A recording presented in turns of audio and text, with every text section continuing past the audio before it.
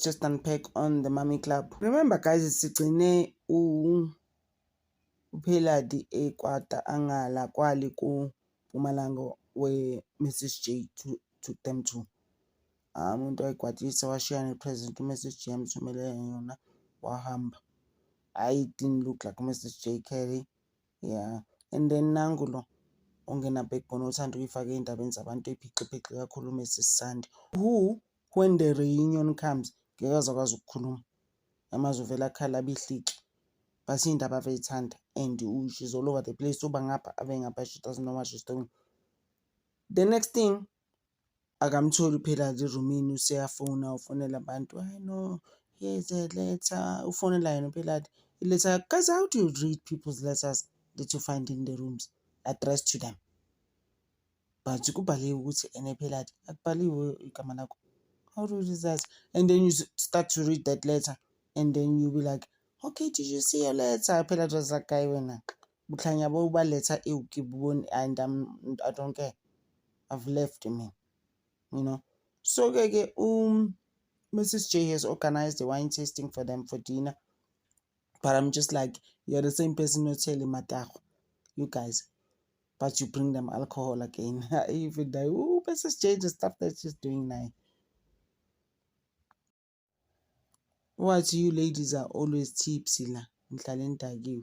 Manje usebalethela alcohol food. I'm just like, even you, right?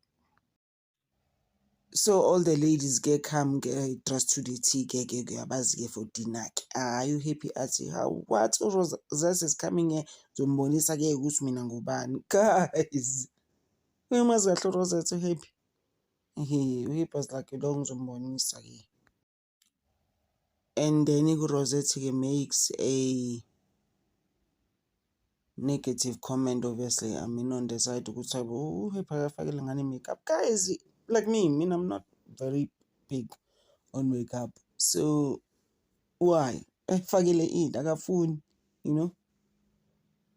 And she looked okay, happy actually.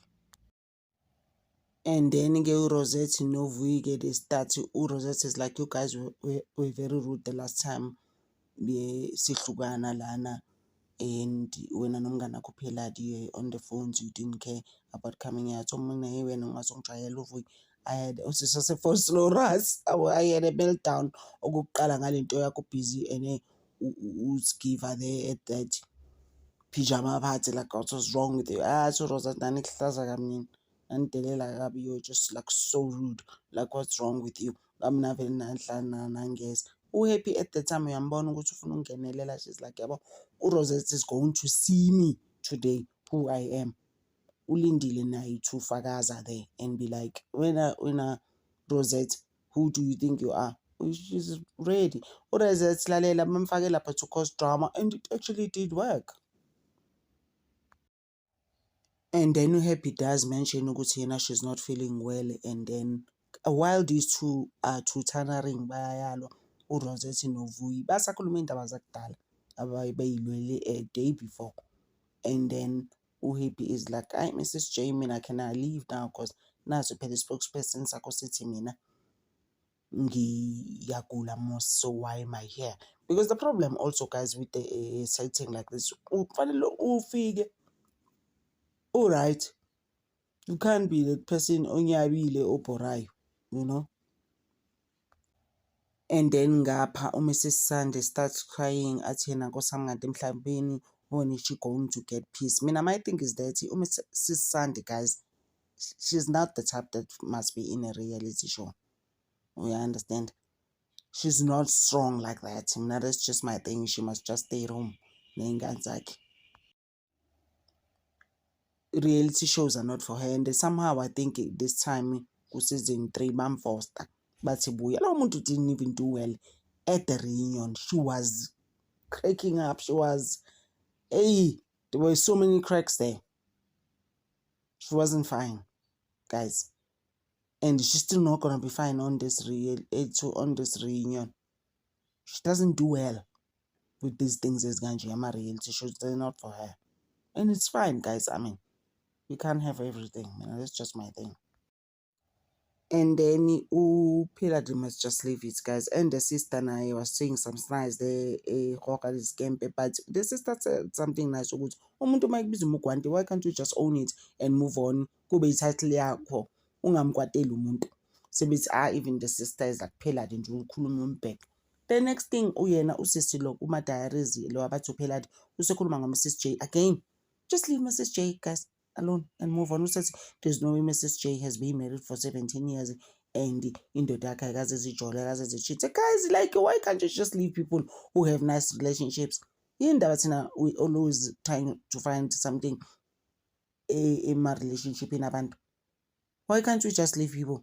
And kuyenzeka ukuthi abantu babe right and indoda ingachithi ngenze next, but we can't just accept that. We're always looking for stuff because we've been through something like that. Not we just like angel. Uhippie kanjani yena le ndoda? Hayi msho. Uthi kanjani beshade 17 years le ndoda ike yaba busy na somebody? Guys, that's just wrong in so many ways. Just because wenzanda amadoda abantu. Uyayibona lo nto le.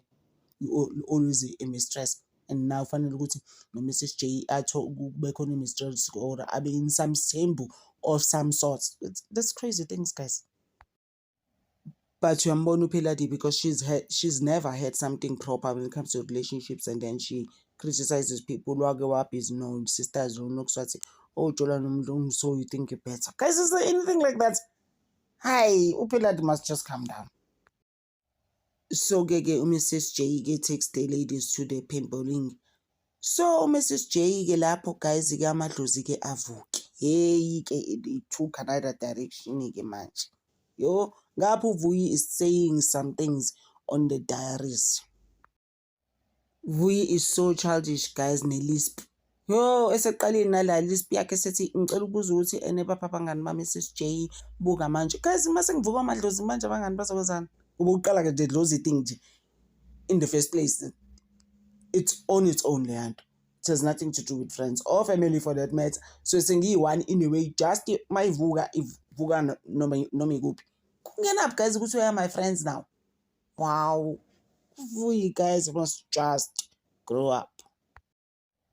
Guys, it's not the first time Mrs. J ebonelela uHappy into zakhe. She was just about to tell her something and up asekewe emotweni esekhala noHappy. She was crying there.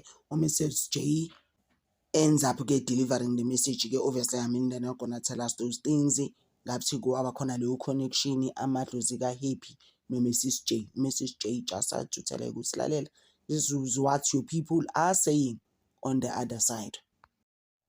Okay, the next one at the dinner table akafiki Mrs. J. Guys, angazi noma sevuka amadlozi, but my thing is that if you invited people, right, you must be the first one to come there. I find that very rude. Which you didn't come. She doesn't come, guys. And then the ladies are now sitting there wondering, okay, where is our host? Uphi usisi. Usisi doesn't come. No, Noxie doesn't come, and then a communication a call. So that's just rude, guys. And then kuka Vuyike manje nje, she's mean there. I'm just like our sisi usaqhubeka namanje. Lento zakho is negative. But I guess because in your own space you can say whatever. They want to trash Mrs. J. Guys, akekho Mrs. J like unkulumelani ngayo. Ku-season finale. Nizomtshela ku-reunion. Ukuthi nani wena? How rude can you be? Why didn't you come? Ubuyibona loo nto leyo. Yeah, I mean, this clevering is not gonna help. And then uVuyi usetshela uPhiladi ukuthi yakhumbula uMrs. J. And she was in the thing uVuyi angazi ungenaphi. Ethi uMrs. J didn't mean at the pajama party. She wasn't really apologizing to you. She didn't mean it. She didn't care. She was just doing it just to pass time. Imagine. And then uVuyi sekhuluma ngendaba kaMrs. J ukuthi uyableacha. Ungena ngokuguys wakho. Hayi. uPhiladi ke ameet noMrs. J. Hey, it was hard that meet up. And have you noticed ukuthi uPhiladi she's the type that doesn't forgive and move on. Yeah, this camp you understand? She's gonna be like later on in life, oh mfungabi loyo, mfungabi uNoxie, mfungabi Mrs. J. Boba uThu ba treated the same. Noma be apologize, it's like whatever. She must question it. She's not like it's genuine, you know. this apology, let me just move on. Guys, Philadi, it's a lot. She mustn't come back. Philadi uyena noVuyi kanye no Mrs. Sanda. Ayijabuke nje mustn't come back, guys. uPhiladi has already made up her mind. Uhlonge ngize ngimxolele noma ngathini. Yazi guys, kufana nani ukuthi uMrs J apologize-ke athi ngizo-apologize for ukukhuluma ngengane ukuthi indoda yakuthathele ingane, that is why you so, ngoba wena umugwantu ustrata, you are for the streets, uratadile urata bana babatho. Yeah, so she's like, I'm apologizing for the children, but I'm not apologizing for ukuthi ena uthanda amadoda abantu. Mina my thing is that you don't have to justify yourself. Just say I apologize. But at the end of the day, guys, those two will never be friends. I mean, that's just my thing. It's over. Can we just move on now? Let's not try and justify ourselves. Kuphelele lapho guys, ku-reunion kuzodonswana. Can people come? All abantu bonke abantu, can they come to the reunion?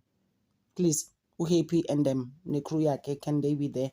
No, Vuyi neLispi yakhe, can she be there? Akhuluma into ecacile futhi this time uVuyi ngoba naye nje sometimes urato khokha this campaign be saying stuff ezingazwakali. Please, can they be straight? Ngicela uJabu Sanda ngakhali ku reunion. Please guys, we're waiting for the reunion and we waited a long time last year. I really don't want that this time, please. Thank you so much guys for always supporting me, and I appreciate you guys so much. I'm sure there's another show that's gonna come besides the Mummy Club and the Real Housewives of Durban. Thank you so much guys. Ngithanda over.